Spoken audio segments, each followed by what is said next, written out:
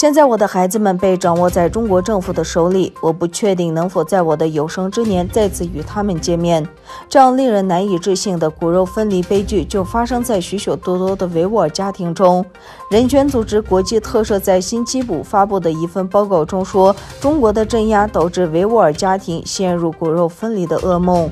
国际特赦组织采访了多位被迫与子女分离、流亡海外的维吾尔父母，并在报告中引述了他们的证词。这些父母根本不敢想象有朝一日自己的孩子回到自己身边。报告引述了生活在加拿大、澳大利亚、意大利、荷兰和土耳其的维吾尔父母的证词，他们称孩子被中国当局送往所谓孤儿院。报告建议中国政府终止所有限制维吾尔人和其他穆斯林少数族裔自由往返中国的权利的措施，关闭所谓的再教育营，并立即无条件释放被拘押者，以及确保东突厥省的所有人都能定期与亲朋好友通讯联络等等。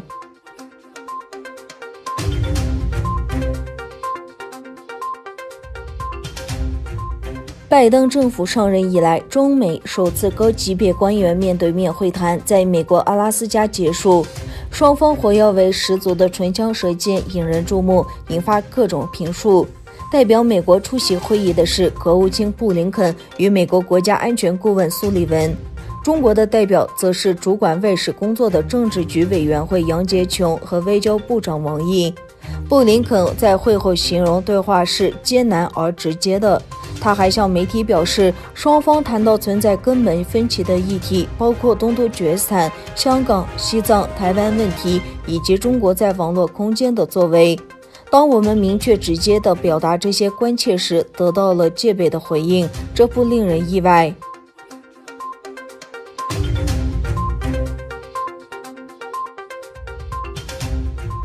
据知情人士透露，中国政府正在限制军方、敏感行业、国企和重要机关的工作人员使用特斯拉的汽车，理由是担心这家美国电动汽车制造商的汽车可能导致国家安全信息泄露。此前，中国政府对特斯拉汽车进行了安全评估。中国官员表示，发现汽车的传感器可能记录周边位置的视觉图像。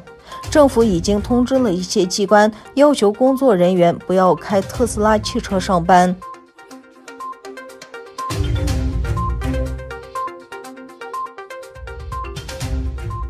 据土耳其媒体报道，土耳其总统埃尔多安批准了中国和土耳其之间的国际货和客运道路协定。据报道，土耳其和中国交通部长于2017年5月13日在北京共同签署土耳其政府和中国政府国际货运和客运道路协定。该决定已在官方公报上发布。该协定不仅明确中土两国运输车辆可达到对方境内或过境对方领土，还允许两国运输车辆从第三国进出对方领土的运输。根据该协议，同时为专业驾驶员提供签证便利。